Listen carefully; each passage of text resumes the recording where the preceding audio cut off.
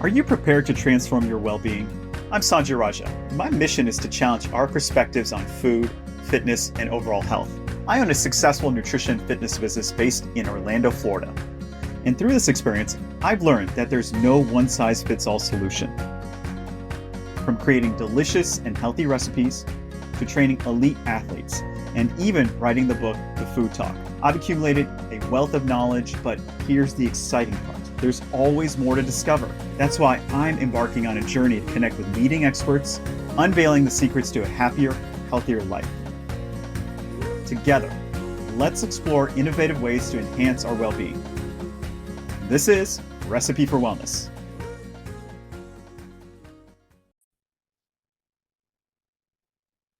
Welcome back, everyone, to another episode of the Recipe for Wellness podcast. So, this is an interesting episode because I met this gentleman while we were recording, I believe, episode 3 of our show in Orlando. And we had Chef Shakti Barnhill on our TV show. We were recording an episode with her. And she brought a friend along. And she said, hey, there's a gentleman that I'd like to bring along while I'm recording the show. And is that okay? We said, absolutely. So I got to meet Noel, who's our guest today. And it was interesting because he did some things on that particular episode which were very interesting to me. Energy healing, energy flow, and he's got a very unique backstory, which I think a lot of people can relate to. So we'll get into that. And then he subsequently joined us for episode 6 of the show in Los Angeles. So I can't wait for people to see it. And I'm going to let Noel talk about his accolades because he could do a much better job than I can. I don't want to sell him short. So Noel, welcome to the show. Thank you so much for joining us. It's been a while since we recorded the actual TV show. So how are you doing? I'm doing awesome. It's always an honor and pleasure to be in your presence. No, I Yeah. appreciate you. We had a great time getting to know you, meeting you, and your little guest appearance on episode 3 led to you doing a full segment, which you did fantastic job. And I think people are going to get so much out of it when it airs. So, by the way, so everybody knows, we're looking at January 2025 is when the show is going to start airing. So we're really excited. But Noel, tell our audience, who is Noel? What do you do? And then I know it's a loaded question. Who are we, right? But tell our audience, who is Noel? What do you do? And we can talk about some more interesting things along the way. Well, what do I do? That's an interesting question because, I've been a tennis pro. I taught a lot of tennis. Um, because of changes in life and moving from the Caribbean to the US and the Mm-hmm. fear of that change. Um, and then understanding what happened to me during that change as the fear weakened the kidney meridian and weakened my knee, and I had knee surgery and all that. I came when I was 12 years of age, and of course, you had in Los Angeles, you had to fit in, so it didn't take long to grow a big afro and wear bell-bottom pants and all that sorts of things. And then a turning point, a defining moment for me was when my Mm-hmm. buddy started to get into heavy drugs and that sort of thing. And Yeah. what I felt, the love that I felt from my mom and my grandmother, is what stopped me from going down that path. That started me on a journey of holistic healing because I had the knee surgery, but the knee was not healing Mm. because there was an emotional component. And then I started to learn things like, there's this hardware up there called the brain that forms these neural pathways, based on your Mm-hmm. experiences, called neuroplasticity. Mm-hmm. And that hardware then becomes your software downloaded into your biocomputer and projects out into the body all the pain and suffering that I was experiencing, and also Yeah. started projecting out into the world my relationships, the people I would attract into my life. So that holistic journey that I started on, I started understanding, about awareness. things Hmm. that what I call now our superpowers, which is Yeah. focus and where you put in your focus on, Yeah. you know, and the journey of answering the question, who am I? Hmm. You know, and boy, what a journey that has been. I'm Because to still think trying that, to figure it out. I'm still trying to figure it out. well, So, yeah. we when we talk about awareness and we talk about things to be aware of, well, we know we have a mind, Hmm. we have a body, Yeah. and the fact that we say my mind, my body denotes a separation and ownership of a sort, you know? Okay. It means that you're not these things. Okay.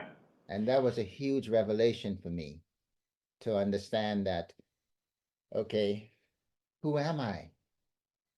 Well, when I ask this question, obviously what comes first is who I am not. Mm. We're all taught when we die, we leave the body. Hmm. So we're not the body. Then I started thinking, well, we come in as babies and we laid in the crib, and there we existed before we learned the first word. The concepts came after, we existed before them. So then we're not a concept. And then as we keep asking, who am I? Pretty soon the mind can't give us an answer. Because who we are, the mind only conceptualizes, and we're not a concept. Mm. But when you ask a question like, when is it ever not now? Okay. It's always only now. Right. This present moment is all there is. Okay. So as I started to understand, well, okay, in the mind holds this blueprint that created my dominant emotion as fear, that Hmm. weakened the kidney meridian, weakened my knee. So understanding that I'm not a concept sort of got rid of the stories that was stored in the mind from the past. And then if it's always only now, that means that I had to know how the mind played into that narrative. Mm. So I So, started, go so ahead. yeah, so I want to stop you right here Mhm. because so people can get a good understanding of who you are. How would you classify yourself? Are you an energy healer? What do you do for people? Well, I've learned a few little tricks, a technique called body talk that we can use a biofeedback technique. And you can ask questions like, what happened in childhood, Okay. when, where, what emotion was stored, where it's stored in the body. And then we can use a tapping technique to rid the body of those stored emotions. And Okay. what we're really doing then is through awareness and through the conversation of what to be aware of and start to learn new techniques, breath work, yoga, Mm. qigong, tai chi, how to use sports with the breath to have allow the brain to do its job, which is maintaining homeostasis in the body. So personally, I could attest to this because I've been in athletics a good portion of my life, was an athlete, Mhm. and it wasn't until my late, now honestly, my mid to late 40s where I really learned to focus on breathing. Yes. And when I started doing that, that really changed my life, honestly, in so many different ways. And, I've got a lot of clients I train with my fitness company and such. And the first thing I talk about is I'm going to teach you how to breathe. And they just look at me weird saying, what does that mean? I said, you don't understand. The power of the simple act of breathing can literally, figuratively, metaphorically change your life in so many ways because it Absolutely. changes the perception on everything. Yes. And I started learning as I was studying. I followed Deepak Chopra around and Wayne Dyer, listening to Maharishi Hmm. and Raj and all these people. But they don't teach us these things here in the West. But you look No. at Ayurvedic principles in India and Chinese theory and stuff, where you start understanding things like the breath is the connection between the body and the mind. Yeah. The breath is how the brain scans the frequencies of the body mind and find out that there's a problem and fix it. When you inhale, it scans from lowest to highest frequencies, and when you exhale, from highest to lowest frequencies. Low frequencies are like blood and bone, and high frequencies are thoughts and emotions and the chakra systems. Mm. So as you breathe in and out, the brain is scanning the frequencies. That's why the yogis say perfect breath is perfect health. Now, Yeah. when you're lifting weights, it can hurt you. So it's easier to remember to exhale when the stress comes when you lift the weight. See, this is the thing that I always try to remind all my clients and people that I've talked to, which is when we hold intention, we're holding in our breath. Yes. And then what happens is most people, this is what I found interesting being a trainer for so long, is that most people walk around holding their breath majority of the time, Yes. Yes. right?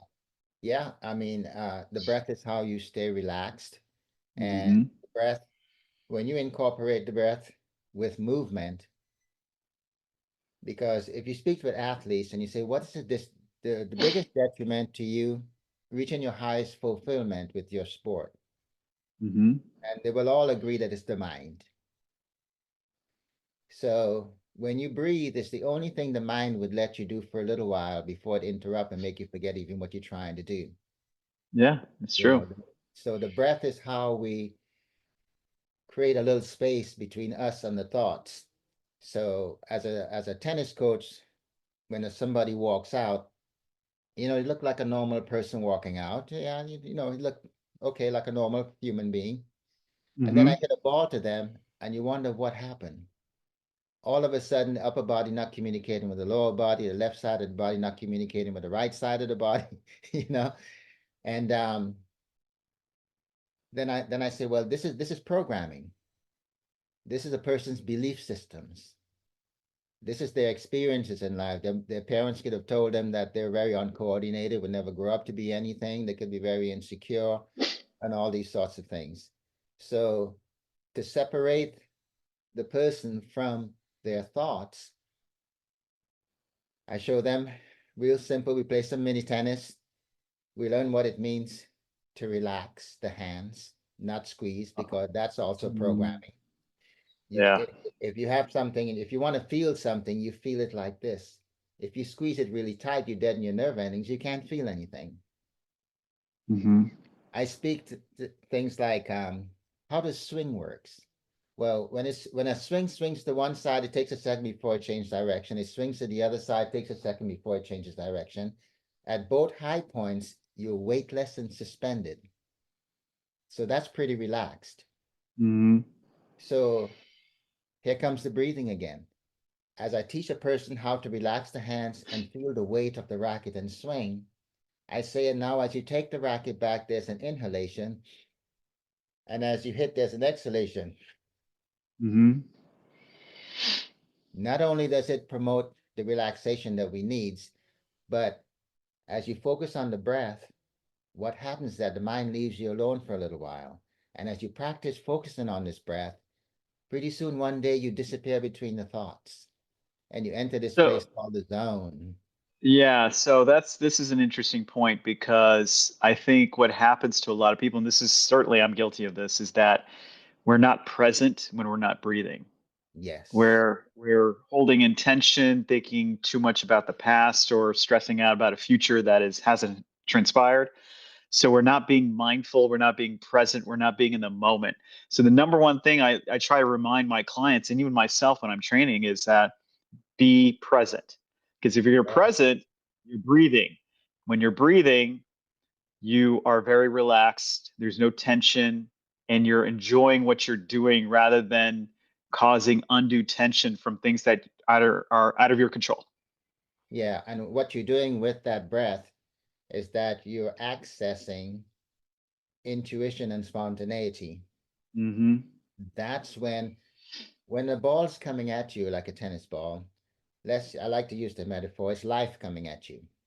You Yeah. don't know what Yeah. it's going to do. So there Yeah. can be no preconceived ideas of what it's going to do. You Hmm. only know what's happening as it's happening and can only think and talk about it after it happens. But during, you want to be in the zone. You Yep. want to use your breath to not allow the mind to have interpretation of what's going on at that moment, because Yeah. that blocks your spontaneity and intuition.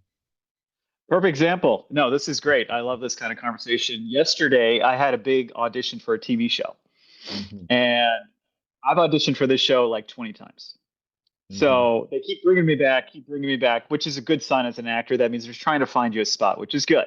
But I'm just like, just hire me already, right? So, but it was interesting. I went to the audition and I had only maybe about 20 minutes to memorize my lines, Mm-hmm. but I was in a really good mental state yesterday where I memorized my lines.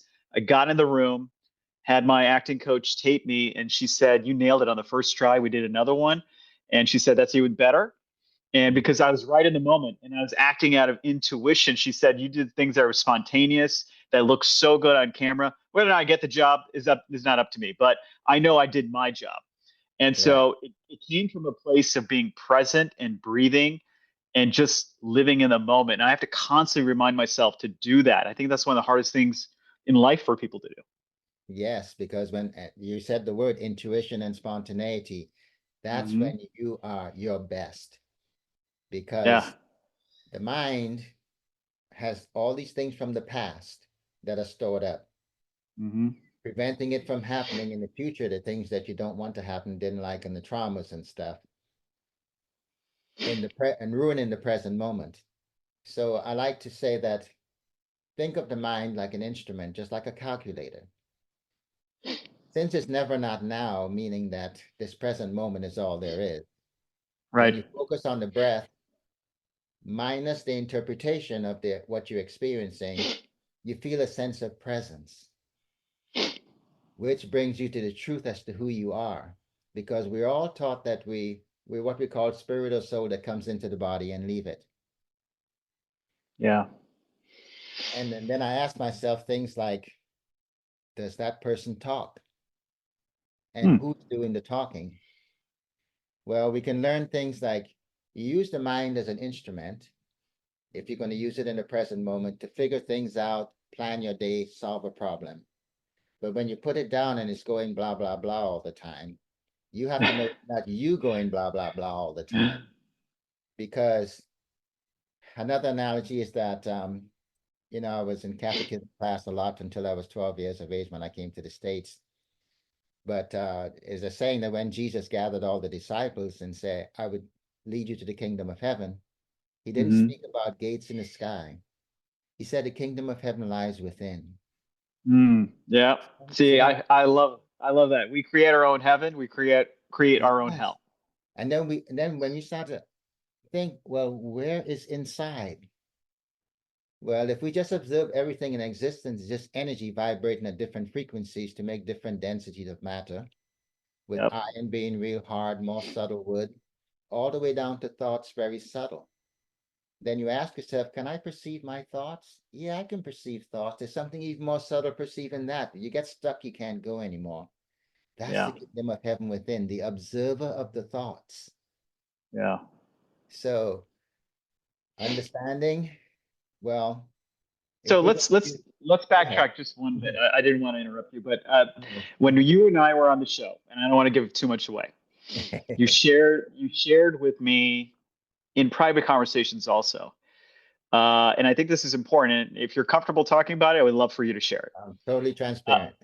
yeah. So you mentioned to me prior relationship where you put your needs aside, Yeah. and it was all about somebody else, and you forgot who you were.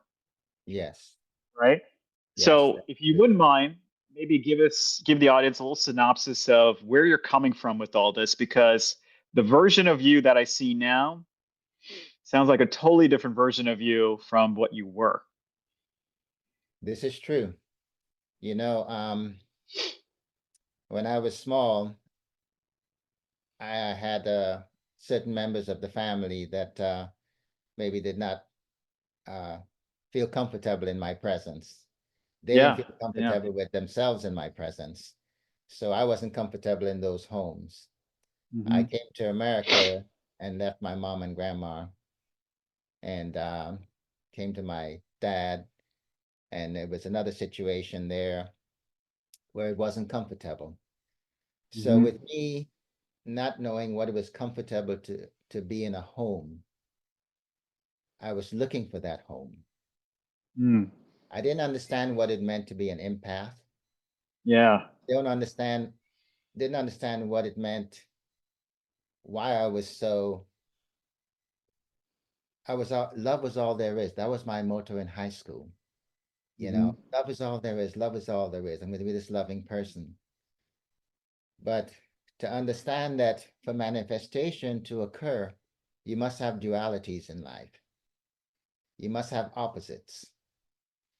So as I start to learn what it means to be an empath, why it was I had such deep feeling, and then I started to play with energy, but I was manifesting the opposite because of my past experiences that was not resolved.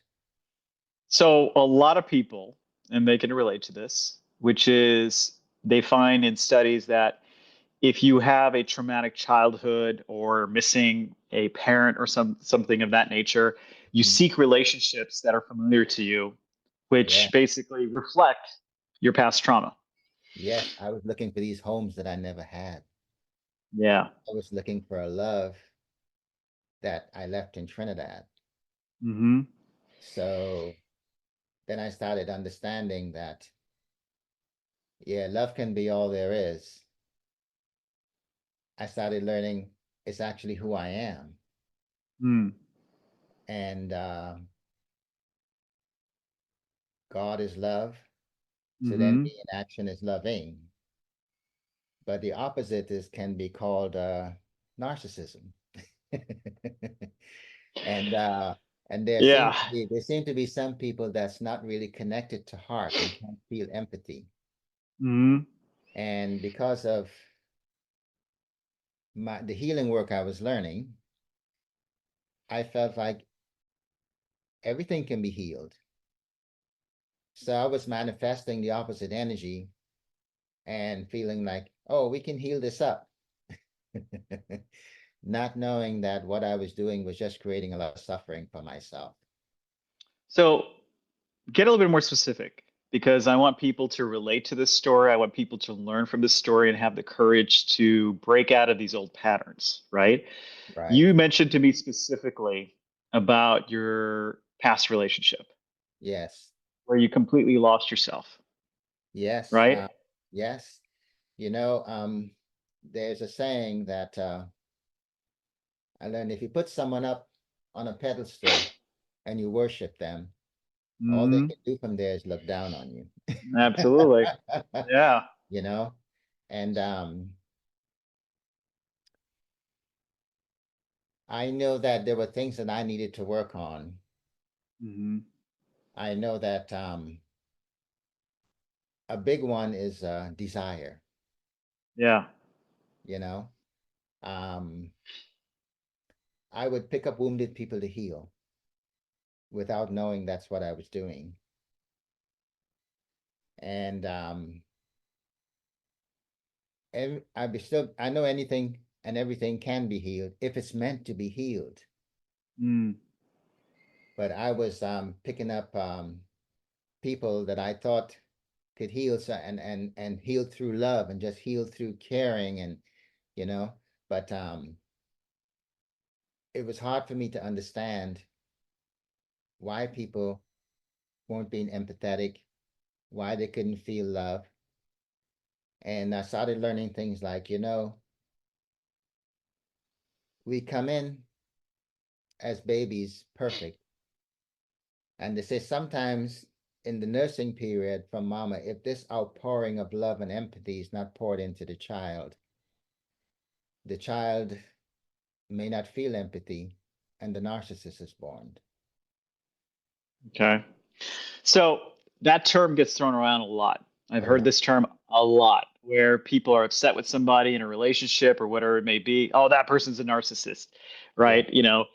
And I think that word gets thrown around a lot, Mhm. and it sometimes doesn't fit the description, but we just kind of use it flippantly, Yes. But right? to give light on it too, we're all manipulating the world for our needs on some level. True. So we True. all sort of have some narcissists in us. Okay. There are some people who have been traumatized so much Yeah. that there's so much armoring protecting the heart that they can't get in touch with the heart, Mm. and this, So yeah. you had a relationship where you were putting your needs in the back seat and that person's Always, needs were in the front seat all the time, all the right? time. So I want your story to be not just educational but inspirational Hmm. based on the person you've become today. So let me ask you this if you're okay with answering these questions, which is how did you identify there was a real problem in that relationship, number one? And then how did you become courageous enough to say, this is not for me anymore and walk away? Because being an empath, I know empaths, I've been around them. They give and they give and they give and they give till they have nothing left to their detriment, right? Yes. Yeah. So, so, so if you can answer the first question, which is you were in this relationship for however long, when did that hit you that this is not serving me and it's to my detriment? Well, we learn things like the only concepts that come close to defining who we are words like experiencing, existing. Hmm. I am that I am is the only truth that there is. Okay. Um, as I started to learn these things, I also started to learn that one of the number one pathological concepts is the belief in control. Yep. Yep. I've seen a couple of gifted people in my life in this last Hmm. relationship a couple of years ago. And he told me about a story with my mom when I was pregnant in her belly. Mm. And the shame of that pregnancy, I embodied it. And I couldn't save my mom from her pain. Oh, wow. So Okay. when I came out, I had to save the world, especially females from their pain. Hmm. So I did not know that that was not my job to try to save the world. Um, Yeah. Yeah. and I started learning things like when I think a thought, who really feels it? Mm. I can say the worst things to you, and you could look at me and say, wow, why is he acting like that? you know, the cells in my body have no place to run and hide. Whatever I think, whatever I say, I only do it to me. Mm. You know, I can scream at someone else, but however they perceive is how their cells receive it. So it started giving new meaning to what it means to love my vehicle a little more. Hmm. And since this psychic was able to tell me about these things that he didn't know, he Hmm. also told me that this relationship that you're in, she will get rid of you. Mm. Being the empath that I am, and learning all these magic tricks and doing energy work and all this healing and stuff, and we can reprogram and form new neural pathways in the brain and all that, I would still might be there if they didn't get rid of me. Oh, wow. Yeah. so so I was to move on. My path has been written. Hmm. I was to learn lessons. I think one of the ways that we can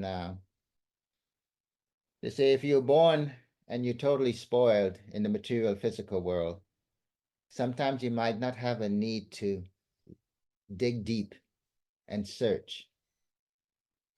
Well, I think that's also coming back to when we're comfortable, Mm-hmm. right? There's no reason to grow. Right. And I think I've created enough suffering for myself, looking for love and looking for the family I left in Trinidad, Hmm. not knowing about the past and how I was living that out in ways that was not going to bring me peace and happiness and health. And as I started to figure that out, I said, wow, in spite of myself, I'm being guided. Yeah. There's something called curling photography, where they take a picture of the energy field. Yeah, I've seen that. Yeah. And I had a picture done, and there were like 12 little light dots around me. And she says, those are your guides. Mm. And I said, wow, there are guides. And there they are, and the colors and the heart color and the blues. And she looked at me and she says, are you a shaman? I said, me? you know, and now after this, I got divorced early part of this year, Right. and I went into retirement because my ex had a business, Hmm. and I was playing Mr. Mom and took care of her and the kids. Yeah. So the divorce was very traumatic and painful, and I felt like I lost this family. Yeah. But that springboarded me when I got on and I met you in defining moments, and my book is finished, Awesome. Love and it. the inner odyssey, navigating the pathway to true fulfillment. So before I let you continue on that path, Mhm. so you recognized through seeing a psychic, getting some Mhm. your aura check Mhm. that you've got guides that are pointing you in a different direction. Yeah. A lot of people don't have that or Mhm. experience that. So what do you say to people who are in a relationship, especially that are going through something like this, where they feel like they're givers but not Mhm. receiving, and they're not feeling like their highest self? How would you what words of wisdom would you give them to say to check themselves and to walk away to something that leads them to a greater path? You know, usually when we're all lost in our minds, Hmm. there's this person in my mind that was formed. I am Noel. I am insecure. I am not good enough, blah, blah, blah. Yeah. As I'm working with somebody, the first thing I say to them is, what you're looking for is where you're looking from. Mm. You already are that. Yeah. Enlightenment just means the light has been turned on, so you can see clearly what has happened to us. Are we just robots running around playing out the programs that's been downloaded into our biocomputer? No. Yeah. Understand how we've been conditioned. Understand the laws of nature, how opposites can attract. And understand the truth that sets us free, which is the answer to who am I? And as we Mm. start to go deeper, and Einstein implied that reality is that which underlies appearances, means you look under the microscope and you see this energy. You put the microscope on everything in existence, you see the same energy. Hmm. Since this energy creates life, I say it's God. In many Hmm. different cultures, we are aware of this energy and have different names for it. But this energy is us. Okay. So guiding them back to who they really are and understanding the avatar in the mind that they think that they are, that's attracting the type of energies and suffering that's going on in their bodies and their life. Mm. And as they become aware and understand that they are pure awareness, once they remove the armoring, which is just a bunch of stories that are stored in the mind Hmm. that the ego uses to make you not see the light of day, so to speak, not see your true self. As we start to understand we're not a concept and those stories disappear and you connect with your heart, a Hmm. light starts to shine and you start to sense your true essence, your power. Yeah. And what happens when you vibrate and that frequency raises is a higher frequency. And all of a sudden, all those people start to fade away. You don't attract them in your life anymore. Oh and yeah. you start to understand, wow, yeah, I'm vibrating on different frequency, and I Well, just, the hmm concept of manifestation is you attract what you are, right, right? right, Yeah. So if you're operating at a higher level where you're loving yourself, you're right, sure of who you're becoming and you're evolving, you're growing, then you're going to attract like-minded people. And I can definitely attest to that, as I think we told the story about the show, which is yes, it was going nowhere for about 6 years, the concept, the idea. And then 2023, everything changed because I decided to invest more in myself and essentially started attracting the right people. We built this wonderful team, and then we built all these wonderful guests who came in like yourself and just made the show what it is. So I think that concept is it's easy to talk about, but it's hard to implement, which is vibrating on a higher frequency. right. And we just have to understand awareness is being aware of you, Hmm. being aware of what you say, being Yes. aware of what you think. You know, Hmm. words are just more powerful. Your cells are always listening. They haven't evolved to the point where they can rationalize. They cannot take a joke. Well, that's funny you say that because so think about the word spelling. Well, you know why they call it spelling? It puts a spell on us, right? Yes, right. That is absolutely true. You know, so Right.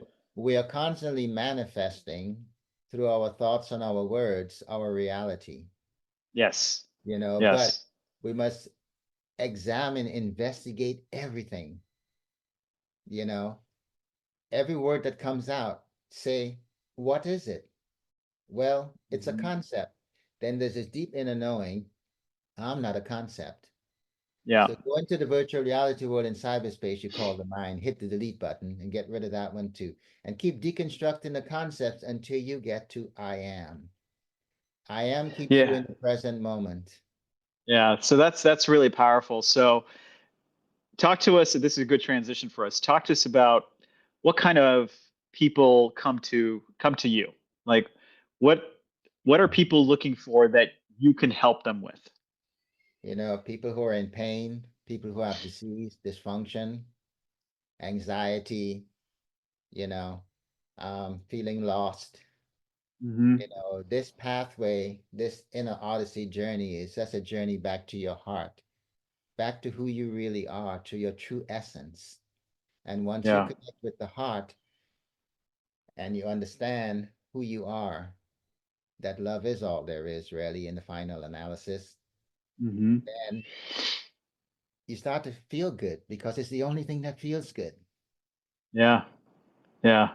you know, and we want to feel, we all have this desire to feel safe in the space we occupy in the air. Hmm. And as we learn what it means to be present, that is never not now, and you do the work, the breath work is so important. If you go out for a jog,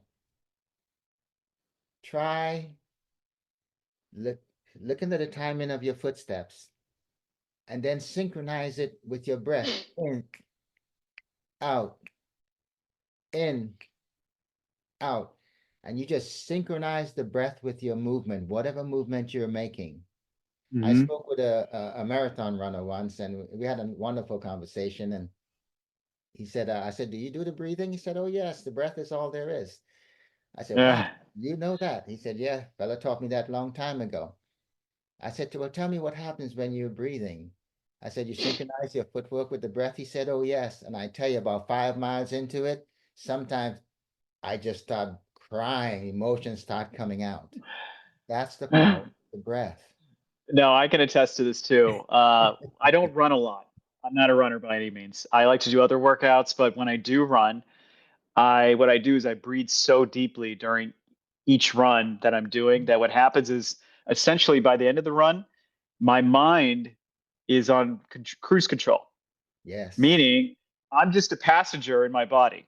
That's all I Yeah. am at that point. I just keep going and going and going, and then it's like I really probably should stop at this point. But Yeah. it becomes this fantastic voyage where you just go completely on cruise control. It's true. And and when you finish, you feel uplifted and exhilarated Yeah, rather than broken 100%. down and so tired. You Yeah, know, no, I think that's a big disconnect. Is mhm, that we we think about exercise, we think about stress, we think about all these things, and they're very related because what you could do is you could get a far better workout if you incorporate the breath more. You can relieve any sort of stress by just taking a moment and breathing. Like I have two kids, and anytime they get stressed out, or they're gonna be kids, they're gonna deal with things very differently than you and I just Mhm. tell them, take a moment. We're gonna do 32 deep breaths together. And Mhm. what happens is that they fight me on it a little bit, but once we get it going, people Mhm. don't realize is you're getting high on your own supply of oxygen. Yeah, You're it's flooding true. the brain with oxygen. And Absolutely. you could see the positivity, you could see the answers rather than the negativity and the depression, anxiety. It all just kind of Yes, slowly fades away. yes, all concepts, and as you talk about stress, investigate everything. Say, what is Hmm. stress? Well, stress is only how one is perceiving what they're experiencing at that moment. Another person Yes. experience the same thing, perceive it differently, is not stressful. It will kill Yep. one and not the other one. So if stress is what you perceive, perception is what you think about something, thinking are ideas and concepts. So stress is not number one killer in the world. Concepts are. The concepts that show up in your mind is your number one killer in the world. Hmm. I agree. Well, life happens, like I adopted the mantra, which is life happens for you, not to you. Yes, So, every perceived obstacle is a redirect or an opportunity. And if you operate on the fact that you are in control of your mindset and how you perceive the world versus being a victim to it, it changes everything. absolutely, absolutely. We have to understand we have superpowers, Yeah, and absolutely.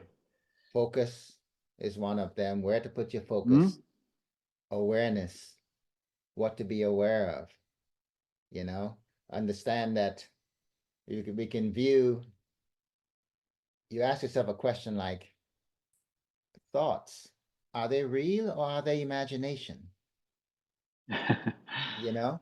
So then the mind, where is the mind? The mind has no location. We know where the brain is. We've Hmm. dissected the brain. We know everything the brain does. In the upper left temporal lobe, thoughts are changed into words. We haven't located where thoughts come from. There is the mind, a virtual reality world in cyberspace. There is the body, and there is us behind the curtain. you know, and we just have to become aware of what things we need to be aware of and where to put your focus. The breath, we cannot talk about it enough.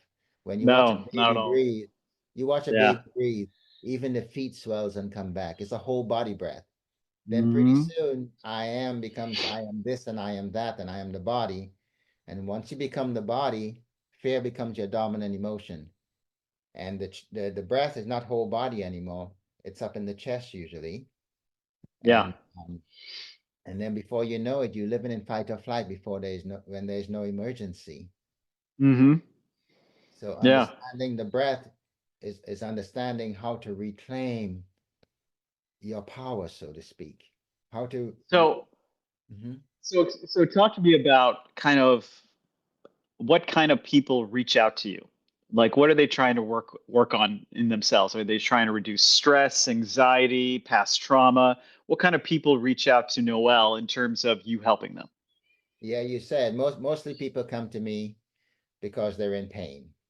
Mm, And if you see a person in pain, then they talk about their anxiety, they talk about their anger, they talk about their stress. Um, in the mind lays a blueprint. It's like cancer, for instance. I've had many instances where cancer go into spontaneous remission. wow. Um, Long-term criticism and resentment is a metaphysical basis for cancer. There's Mm, no more longer criticism and resentment than when you look in the mirror and you think it's you see, you know? When you say my body, my mind, it denotes separation, like saying my house, my car. right. If you're looking in the mirror and the mind thinking it's you, looking at the body thinking that's you, and you're so distressed and not liking it, you say, I'm going to commit suicide. Mm. That's like saying my house killed my car. You're still missing you, Yeah. you know. Yeah. So there are things to be aware of. We have to aware of the truth that sets us free, and the truth is the answer to who am I, Hmm.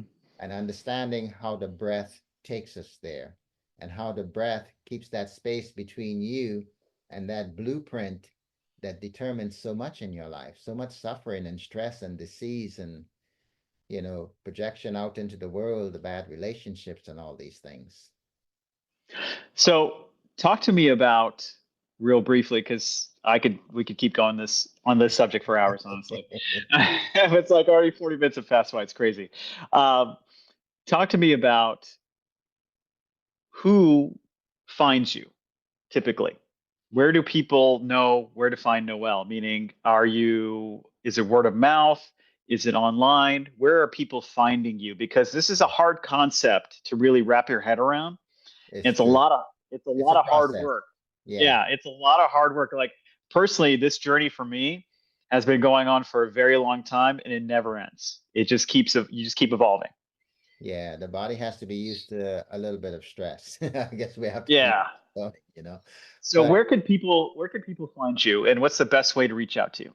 I think you can email me at noelinniss@yahoo.com. That's NOELINNISS at Okay. yahoo.com. Okay. You can find me at my website, theinnerodyssey.com. Okay. And you know, uh the awareness to be aware of everything we say and think. Because if we say it's hard, the body produces certain chemicals and there's more Hmm. stress in the body. Um, Yeah. in the islands, even though things might not be well, there's a saying, no worries, man. It permeates through the whole island. Yeah, I learned that when I went to Australia. I went to Australia and everybody there says no worries, right? So we were there at the time and I was in traffic in Australia. We were driving and I became my American self and I was just yelling and screaming, in my car going, what's going on? And then what happens, we got to our destination and there was a big long line again. And then what happened was I just kept hearing people say, oh, no worries, no worries. And Yeah, it just rubbed off on me. And I yeah, said, you know what? I'm not going to be that guy. I am right, going to be this guy that goes, you know what? There's a reason and a purpose for this. I'm just going to go with it. It's all good. right. Because no worries means it's okay. Yeah. And if your mama and papa did not tell you very young, hey, it's okay, meaning it's always going to work out, you might not know it. So, Yes. so that's something I share with a lot of people. I said, your parents may not have told you that, but I'm telling you now, it's okay. Only the mind tells you different. Yes, We're like exactly. a seed that grows. The seed have an intelligence that grows. We don't make Hmm. our own heartbeat. We don't balance our own blood sugar. There's this intelligence inside of us that takes care of everything without us even knowing what's going on. We Yeah. just have to not disrupt it too much by saying it's like, no worries, you know. Well, I constantly check myself. And so I think that's the first step for a lot of people. For me, was checking in, which is what am I thinking? Why am Yeah, I thinking that? yeah, And is this the outcome I want? yeah, Honestly, that's what I ask myself. If I'm thinking negatively, do I really want a negative outcome? Is this really what I right, want? right. Right. And once I asked myself that question, I realized no, I don't want negative outcomes. I want positive outcomes. So I'm going to accept what's going on and control my reaction. Everything else is out of my control. Yes, when you were a baby, you were spontaneous and intuitive. You didn't walk good at one time. You were bumbling, stumbling. Now you walk without thinking. Life can happen without so much thinking. We Mm-hmm. only pull in the mind to plan your day, figure something out, solve a problem. We don't need to investigate every step we take. We already know how to walk. Yes, exactly. Exactly. So I want to make sure people find you because I think what you do is so important and people don't even realize this until they start talking to you. and they said, you know, I could think about things in a different way. I could change my outcomes by just checking in more. So one more time, give us your website so people could connect with you. Yeah, theinnerodyssey.com is my Okay. website, and Okay. Noel Inniss at yahoo.com is my Okay. email. All And right. Well, feel free to reach out. yeah, no, I think anybody who reaches out to you is going to be doing themselves a big favor, honestly. So tell us about, since the show, you're going to be on, I believe, episode 3 and 6. So tell us, since the show, what you've been doing. Well, I've been healing. I've been writing the book. Hmm. I've been learning what it means to be empowered, stand on my own 2 feet, accept my true essence, which is love. Hmm. Yeah. And it's okay to vibrate that out, you know? Okay. Okay. And it's easy now for me to say I love you, Hmm. and to feel good all the time. It is my right, you know? And Yeah. as we get together with people and we blend, we just share that heart space because we're not separate. One of the biggest detriment to our health and healing is the belief of being separate from one another. Hmm. Energetically, we're not separate from each other. Mm. And our superpower and the focus is understanding heart. As the Yeah. saying goes, the intellect is of no great service to you unless it flows through the heart. And when it Mm. flows through the heart, heart concepts come up: compassion, love, forgiveness, empathy. Those things will keep us in no worries, man, all the time. So you do have a book coming out, right? Yes, yes. When does it release? Uh, it's already out on Amazon. Okay. What is the book Yeah. called again? The Inner Odyssey, Navigating a Path to True Fulfillment. Just Nice. Very uh, good. just going through, removing all the stuff back to the heart so you can be all that you can be. Okay. And then are you going to be doing any events or any speeches coming up that we can find you? Yes, we have some well, Shakti and I have some workshops that I'll be setting up. First one is in January. We have Okay. January, February, and March here in Naples, and then we're going to spread out and start setting up retreats. People Nice. always love to go on vacations, and if you can go on vacation and do holistic healing and do yoga and learn how to cook plant-based meals and remove all the stuff out your closet so Mhm. that you can just be so fulfilled and feel so happy in your life. So we'll get together and laugh and learn a few things. Yeah, no, it was an absolute pleasure being around you and then Shakti, and then getting to see you again and doing a segment with you. So I know you and I have so many things we could talk about for hours and hours and hours. But I can't wait for everybody to see your episode and know who you are. But Thank you, sir. January 2025, everybody, that's when we're slated to launch Recipe for Wellness on public television, PBS. We'll have our own streaming channel. And hint, hint, we are working on being on other platforms right now, which is a fantastic thing. But Noel, I want to thank you for your time, sharing wisdom. I know every single time we talk, I take away something that I'm going to practice in my daily life. So I am truly appreciative of the friendship we've created and meeting you. Yes, it's a blessing to be in your presence, sir. Absolutely. Thank you so much. 100%. Absolutely. So, everybody, we will be back for another episode of our podcast, Recipe for Wellness. But in the meantime, be healthy, be happy, and be grateful. Yes, peace.